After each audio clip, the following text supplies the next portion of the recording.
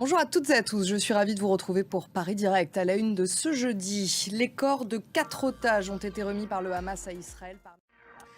Le Hamas annonce qu'Israël n'a désormais, je cite, pas d'autre choix que d'entamer les négociations sur la deuxième phase du cessez-le-feu. Les corps de 4 otages ont été remis par le Hamas à Israël cette nuit en échange de prisonniers palestiniens. Il s'agissait du dernier échange dans le cadre de la première phase.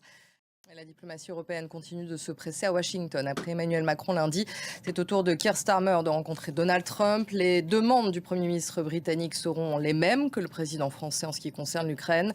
Les Européens veulent des garanties de paix pour Kiev. Keir Starmer insistera également sur le filet de sécurité américain.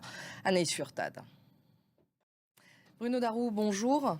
Bonjour Pauline. Keir Starmer est à Washington et pendant ce temps, les Russes et les Américains se rencontrent à Istanbul. C'est encore un signe du rapprochement qui devient tous les jours un peu plus évident entre les deux pays.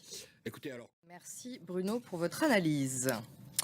Donald Trump qui n'en finit plus de faire parler de lui, est-ce qu'il pourrait en être autrement? Il a annoncé des droits de douane de 25% sur les produits européens. L'Union européenne a été conçue pour, je cite, emmerder les États-Unis.